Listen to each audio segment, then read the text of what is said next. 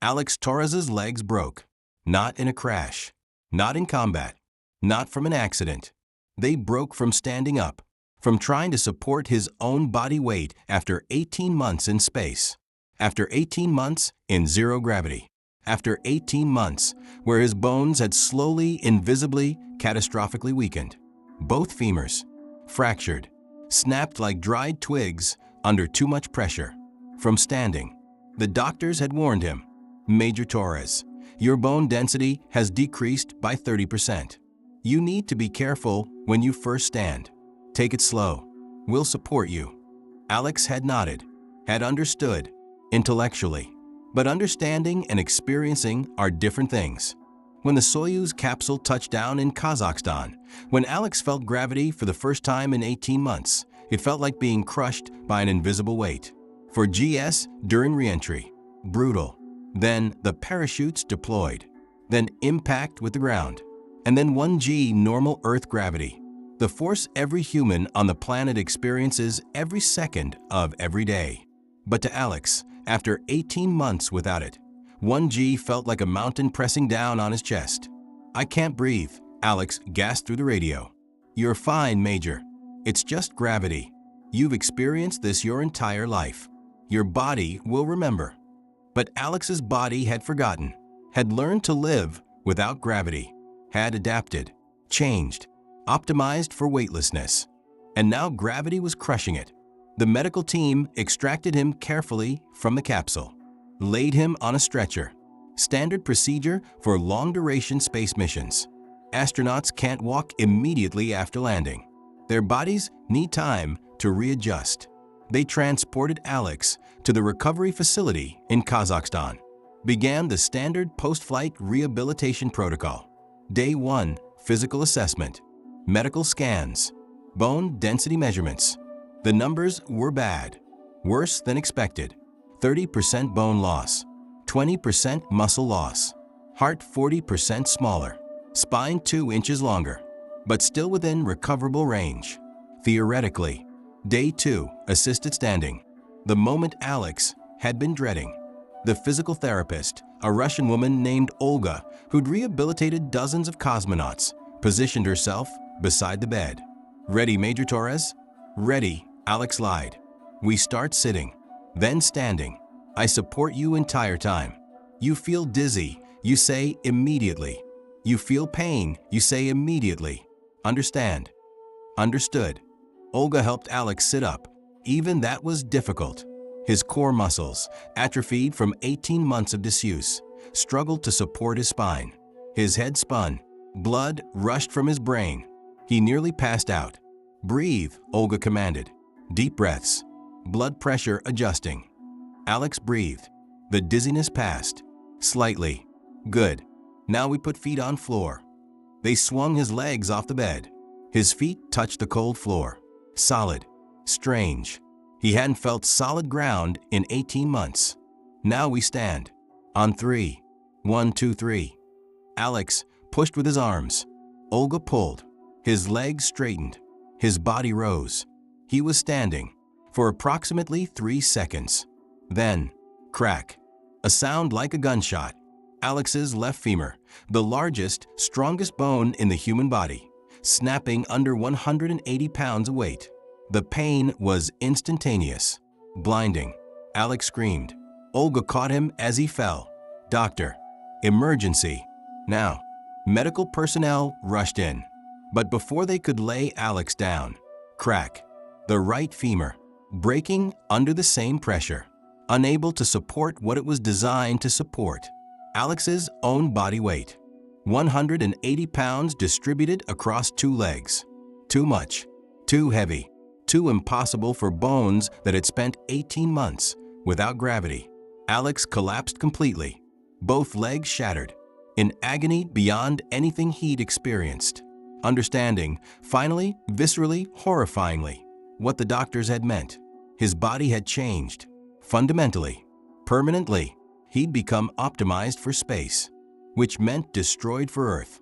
"I can't live here," Alex whispered through the pain, through the shock, through the morphine the doctors were injecting.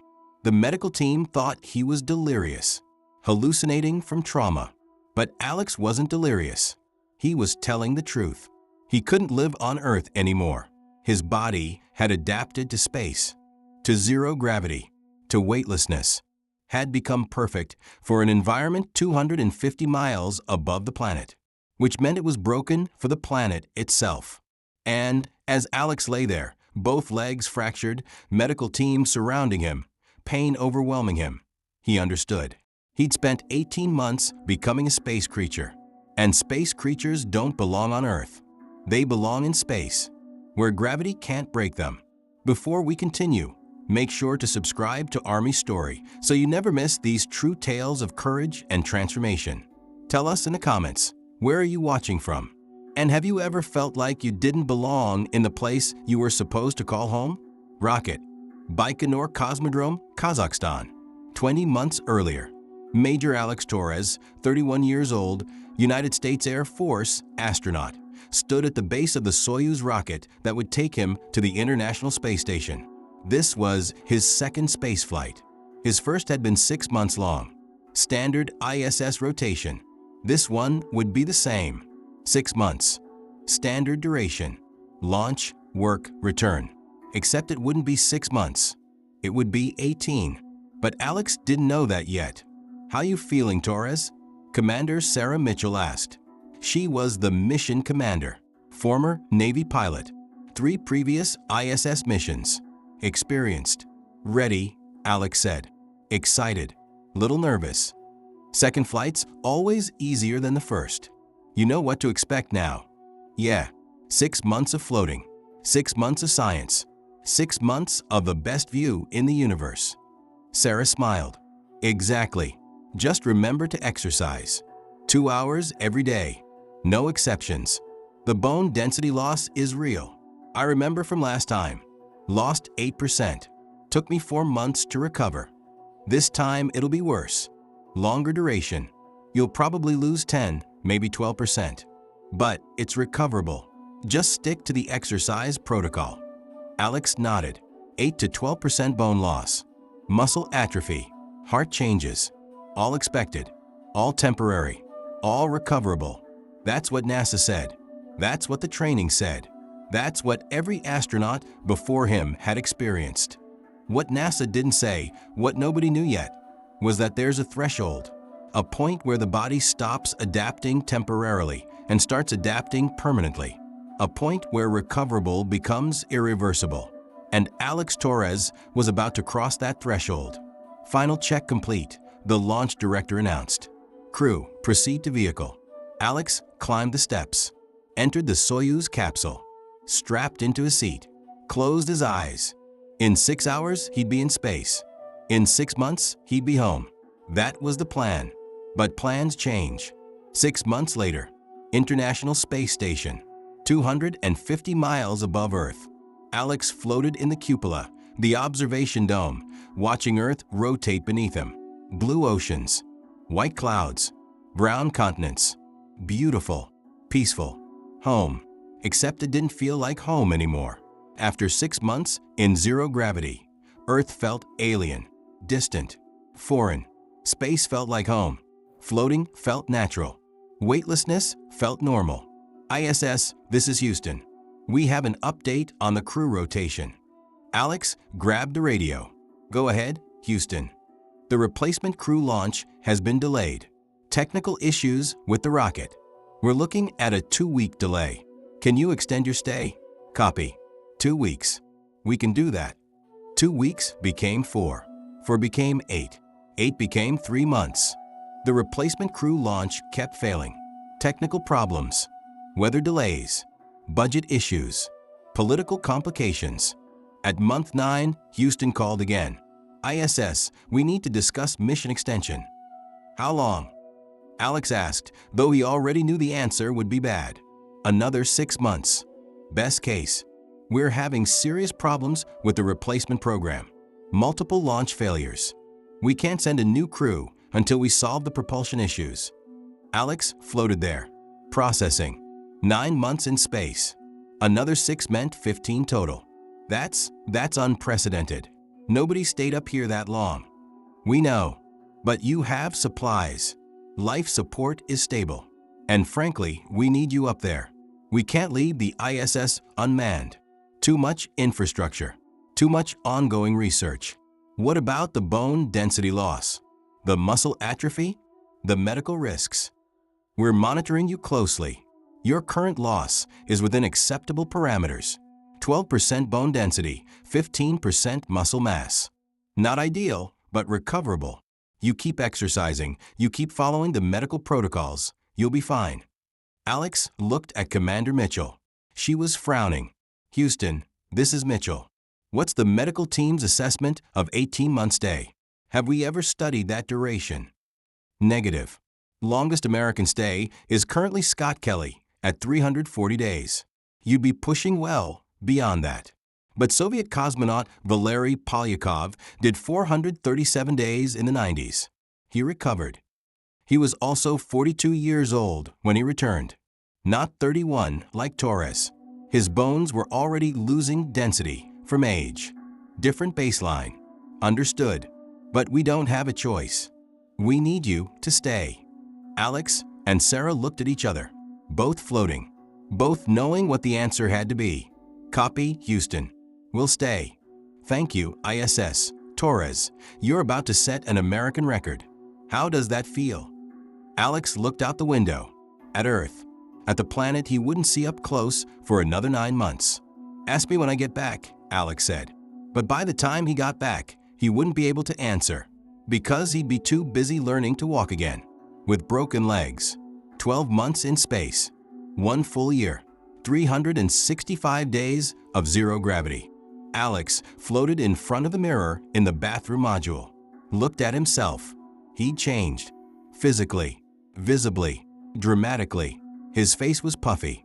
Fluid distribution in zero gravity meant blood pooled in the upper body. Made everyone look swollen, bloated. His arms and legs were thinner, noticeably, despite exercising 2 hours every day, despite using the resistance equipment, despite fighting the atrophy. Muscles need gravity to maintain mass, need to work against resistance.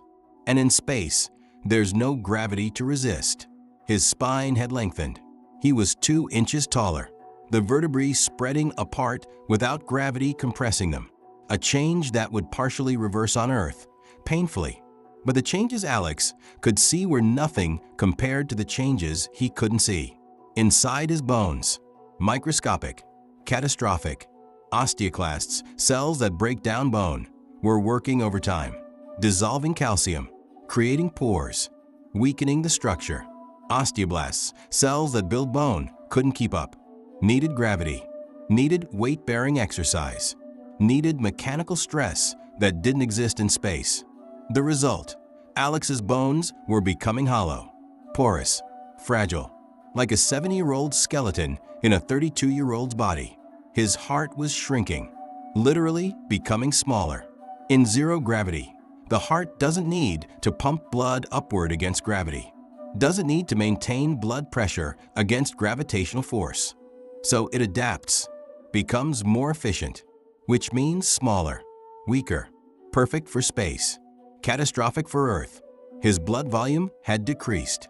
His red blood cell count had dropped. His immune system had weakened. His eyes had changed shape, vision blurred from fluid pressure changes. Every system in his body was rewiring itself for zero gravity, optimizing, adapting, transforming. At month 6, these changes had been temporary, reversible, within normal parameters. At month 12, Alex had crossed the threshold. His body wasn't temporarily adapting anymore. It was permanently transforming. Torres, you okay? Mitchell's voice on the intercom. Yeah, just checking in with the mirror. I look like hell. We all do. That's 0G for you. 6 more months and we're home. 6 more months. That would be 18 total. Alex looked at his reflection, at the puffy face, the thin limbs, the elongated spine, and he wondered, what will I look like in 6 more months? What will I be in 6 more months? Still human or something else? 18 months, 547 days, 13,000 hours, Alex Torres floated in the cupola, watching Earth, thinking about going home. Except he didn't want to go home. That was the truth he couldn't tell anyone. The secret that terrified him. He didn't want to return to Earth, because somewhere during the past 18 months, his brain had rewired itself. Earth wasn't home anymore. Space was home. Gravity wasn't natural anymore. Zero G was natural. Down wasn't a concept that made sense. All directions were equal. Up, down, left, right, arbitrary labels for a three-dimensional environment where orientation didn't matter. Alex spent hours floating, tumbling, spinning, existing in all dimensions simultaneously. He'd forgotten what standing felt like, what walking felt like, what weight felt like. His body was perfect now, perfectly adapted for zero gravity, perfectly optimized for space. His bones were 30% less dense, but he didn't need dense bones. He didn't need to support weight. His muscles were 20% smaller, but he didn't need big muscles. He didn't need to fight gravity. His heart was 40% smaller, but he didn't need a big heart. He didn't need to pump blood upward. Everything about his body was perfect for space, which meant it would be broken for Earth. ISS, this is Houston. The crew transport is ready. Launch in 48 hours. You're coming home. Coming home. The words felt wrong, foreign, like a language Alex no longer spoke. Copy, Houston. How do you feel, Torres? Ready to see Earth up close again? Alex looked at the planet below him. Beautiful, blue and white and brown, spinning slowly, peaceful. Yeah, Alex lied. Ready. But he wasn't ready. He was terrified, because his body knew something his mind was starting to understand. He couldn't survive on Earth. Not like this. Not after 18 months of adaptation. His bones couldn't support his weight. His muscles couldn't hold him up. His heart couldn't pump blood against gravity. He'd become a space creature. And space creatures don't belong on Earth. But Alex didn't tell Houston any of this. He just packed his gear, prepared for departure, said goodbye to the ISS, and tried not to think about what would happen when gravity caught him. The Soyuz capsule separated from the ISS, began its descent toward Earth. Alex was strapped into his seat, Commander Mitchell beside him, Russian cosmonaut Yuri Volkov in the third seat. Re-entry would take 3 hours. 3 hours of gradually increasing G-forces. Gentle at first, then harder, then crushing. Beginning deorbit burn, Yuri announced. The engines fired. The capsule slowed, began falling toward Earth. At first, Alex felt nothing, still weightless, still floating against his straps. Then gradually, weight returned. 0.1 G, barely noticeable, like a gentle push. 0.2 G, noticeable. Alex's arms felt heavy. 0.5 G, uncomfortable.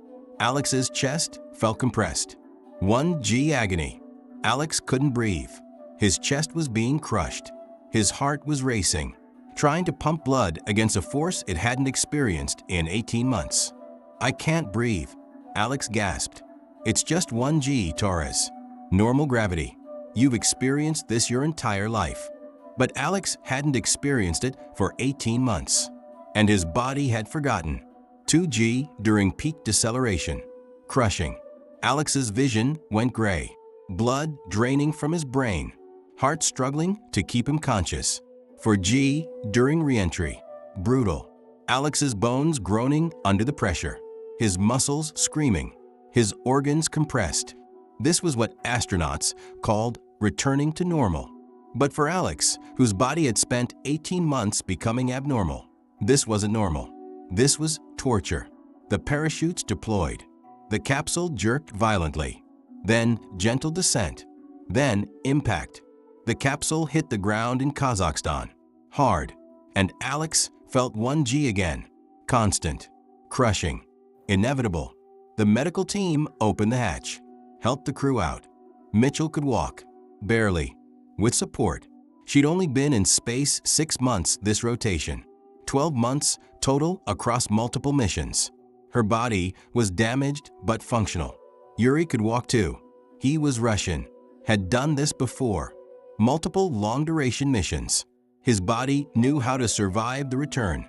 But Alex couldn't walk, couldn't even sit up without help, because he'd been in space 18 months.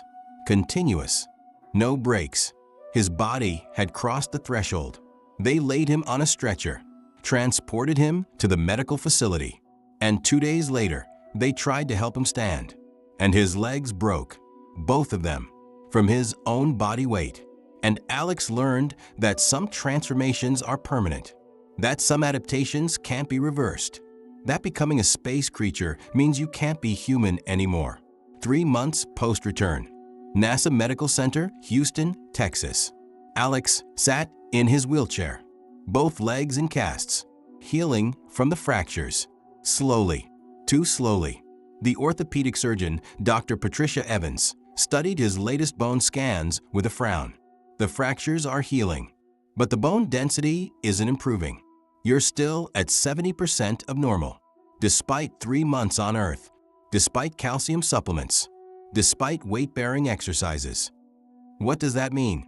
Alex asked, though he already knew. It means your body isn't rebuilding bone mass the way we expected. The osteoblasts, the cells that build bone, they're not responding to gravitational stress the way they should. Why not? We don't know. Theory is that 18 months in 0G was too long.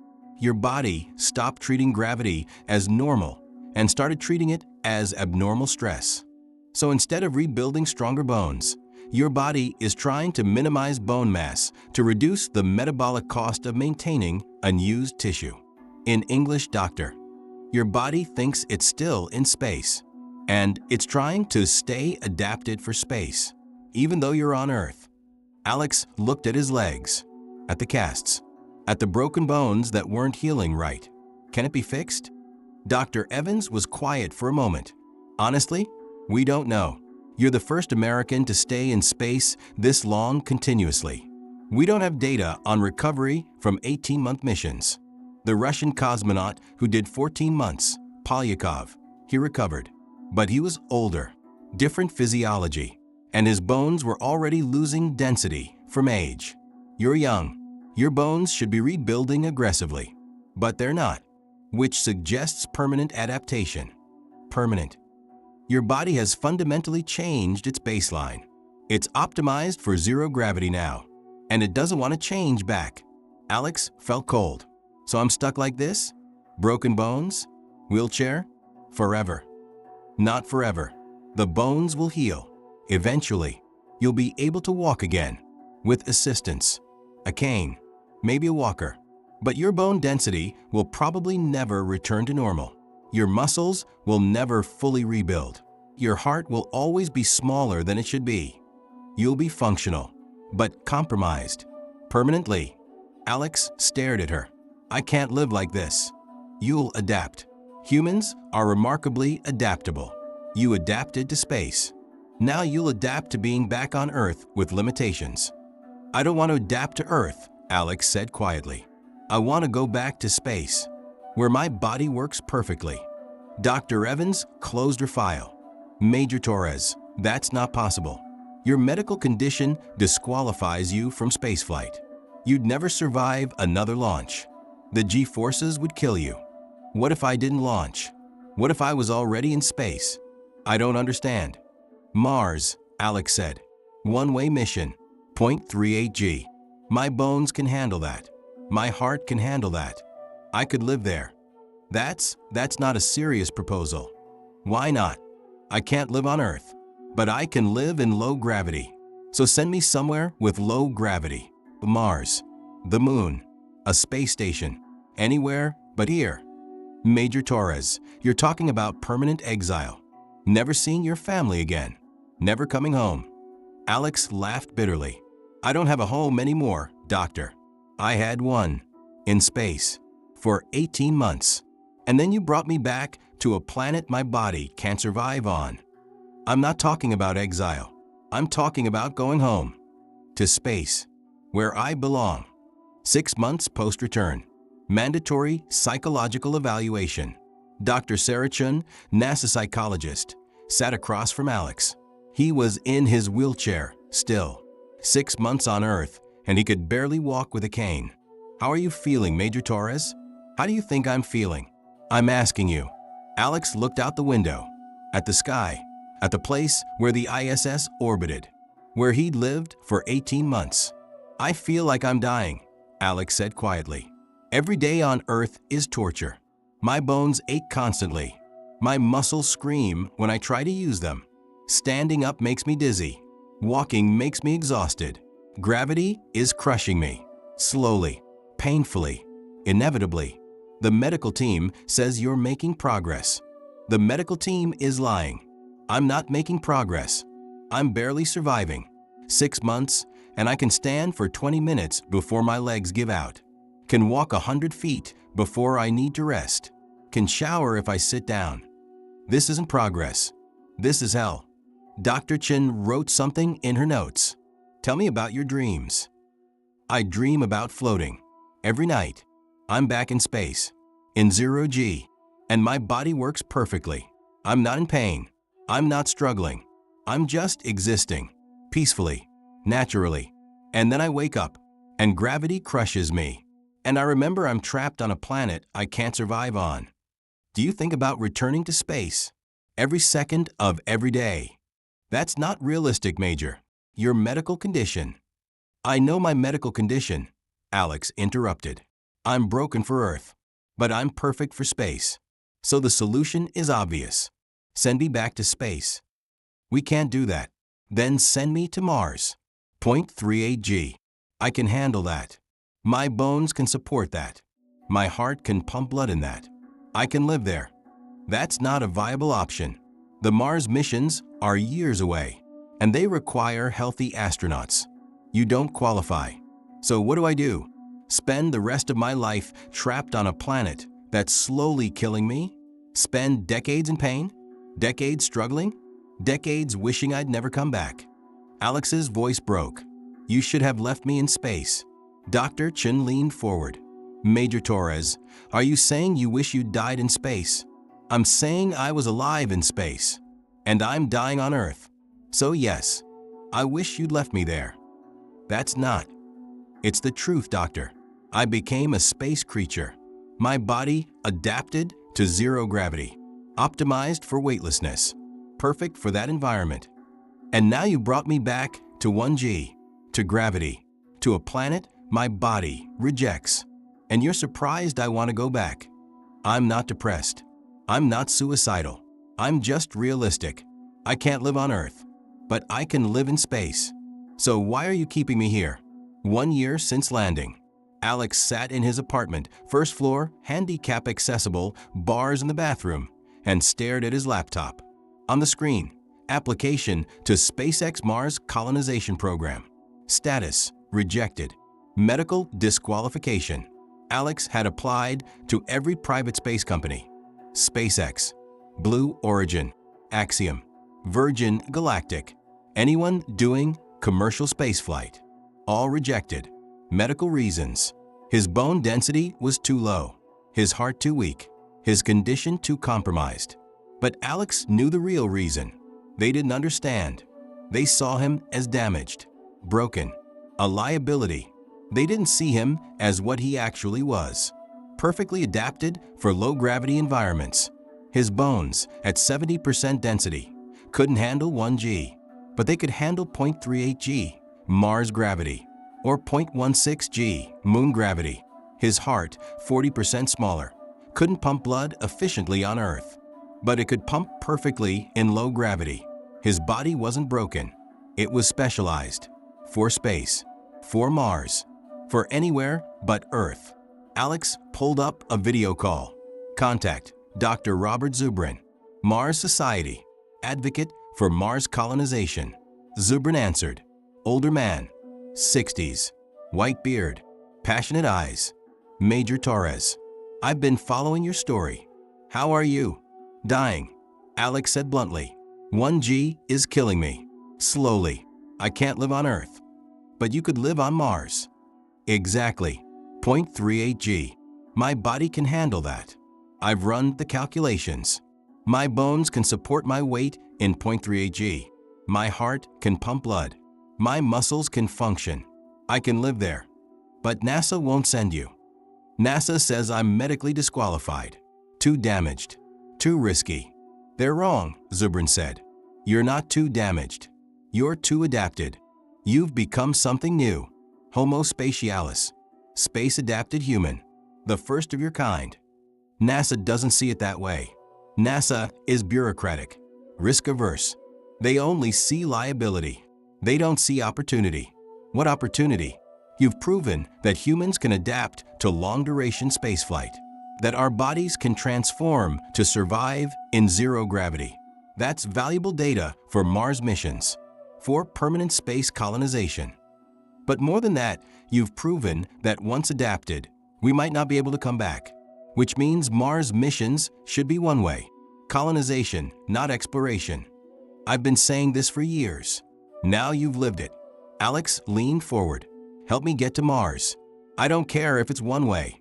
I can't come back to Earth anyway. My body is already one way. I'm working on it, Zubrin said. There are private companies planning Mars missions. Some are considering colonists with non-traditional qualifications, like space-adapted physiology. You might be the perfect Mars colonist because you can't survive Earth anymore. How long? 5 years. Maybe 10. The technology is coming. The missions are being planned. And when they're ready, they'll need colonists who want to stay, who have no reason to return. That's you, Major Torres. Alex looked out his window, at the sky, at the stars he couldn't see because of light pollution. I'll wait, Alex said. However long it takes. I'll wait for my ride home. To Mars. To space. Where I belong. 2.5 years post-return. Congressional hearing on long-duration spaceflight. Major Alex Torres, in his wheelchair, still unable to walk without assistance, sat before the House Committee on Science, Space, and Technology. Major Torres, you spent 18 months in space, longer than any American in history. Can you describe the long-term effects? Alex adjusted his microphone. I'll be direct, Congressman. 18 months in zero gravity transformed my body. Permanently. My bones lost 30% of their density and haven't recovered. My muscles atrophied 20% and can't rebuild. My heart shrank and won't grow back. My balance system rewired itself for 3 dimensions and can't process 2. I can't walk without assistance. Can't stand for more than 20 minutes. Can't lift objects. Can't function normally on Earth. And this is supposed to discourage us from long-duration missions? No, sir. This is supposed to prepare us for the reality of space colonization. The committee murmured, confused. Explain, the chairman said. My body adapted to space, Alex said. Optimized for zero gravity. Became perfect for that environment, which means it's broken for Earth. But that's not a failure. That's adaptation. If we send humans to Mars for permanent colonization, they'll experience similar adaptations. 0.38 g is still low gravity. Their bones will weaken. Their muscles will atrophy. Their hearts will shrink.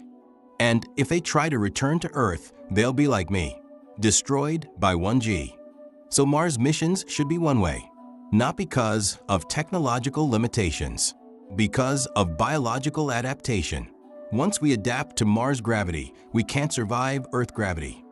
That's the future of space colonization. One-way trips, permanent adaptation, creating humans who belong on other worlds, not Earth. And I'm the proof of concept. The chairman leaned forward. Are you saying you'd volunteer for a one-way Mars mission? I'm saying I'm begging for one, sir. I can't live on Earth, but I can live on Mars. My body is already adapted for low gravity. I'm the perfect Mars colonist. Because I have nowhere else to go. The hearing room was silent. You spent 18 months trying to come home, the chairman said quietly. And now you want to leave permanently? I never came home, Alex said. Home was in space. For 18 months. That's where I belonged. Where my body worked. Where I was perfect instead of broken. Earth isn't my home anymore. It's a prison.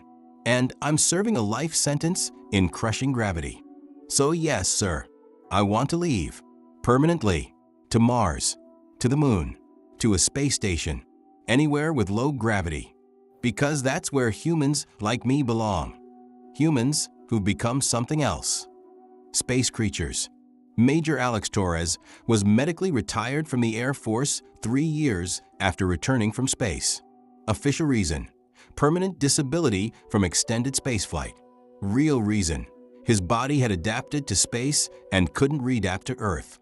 The bone density loss was permanent, 30% gone, forever, leaving him with the skeleton of a 70-year-old at age 35. The muscle loss was permanent, 20% gone. Despite years of physical therapy, despite weight training, despite fighting the atrophy, the heart changes were permanent, 40% smaller, unable to pump blood efficiently against Earth's gravity, leaving Alex with chronic fatigue, dizziness, and near-constant exhaustion. The spatial disorientation was permanent. His inner ear had rewired itself for three-dimensional zero-gravity navigation. It couldn't process two-dimensional gravity-based orientation anymore, leaving Alex with balance problems that would never fully resolve. He would never walk normally again, would always need a cane, would always struggle with stairs, would always be in pain on Earth. But in space, in zero gravity, in low gravity, his body would be perfect. 5 years after his return, SpaceX announced the first private Mars colonization mission. Launching in 2032, one-way trip, permanent settlement. They were accepting applications for colonists. Alex applied. This time, he wasn't rejected.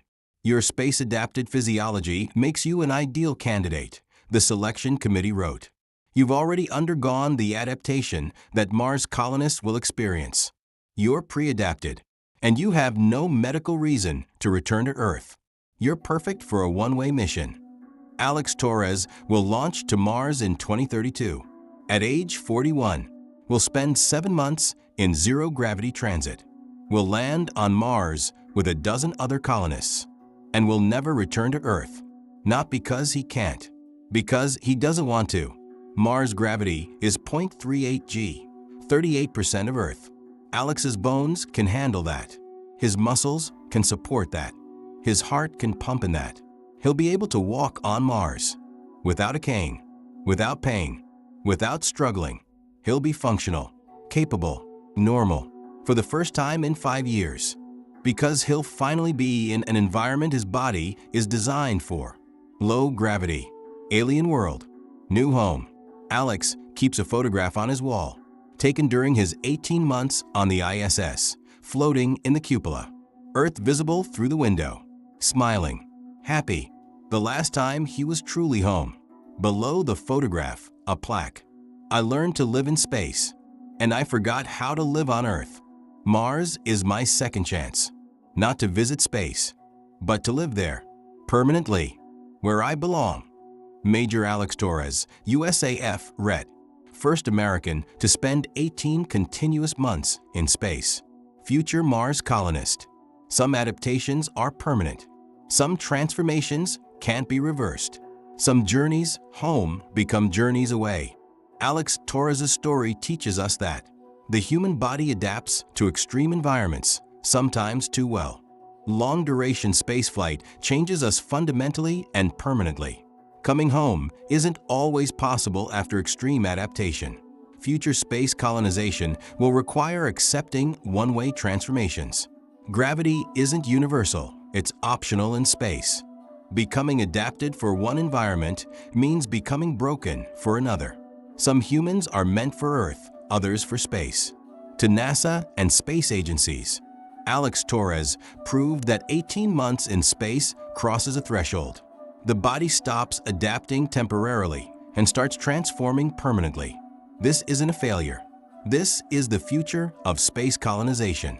Mars missions should be one way, not because of technology, because of biology. Once adapted to low gravity, we can't survive Earth gravity.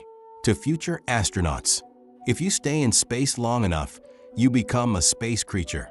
Your body optimizes for zero G. Your mind accepts weightlessness as normal. And when you return to Earth, you'll be broken. Alex Torres is waiting for his ride to Mars, where his broken body will be perfect. where the space creature can finally go home. To everyone watching, we're about to become a multi-planetary species. But that means accepting that some humans will leave Earth and never return. Not because they're exiled, because they've adapted to new worlds and can't survive Earth anymore. Alex Torres is the first, but he won't be the last. If this story moved you, salute in the comments below. Subscribe to Army Story for more stories about transformation, adaptation, and the cost of pushing human limits. To the space-adapted humans of the future, Earth isn't for everyone. Some of us belong among the stars. Until next time, stay strong, embrace transformation, and remember, home isn't where you're from. It's where your body works. Rocket Globe showing Europe, Africa.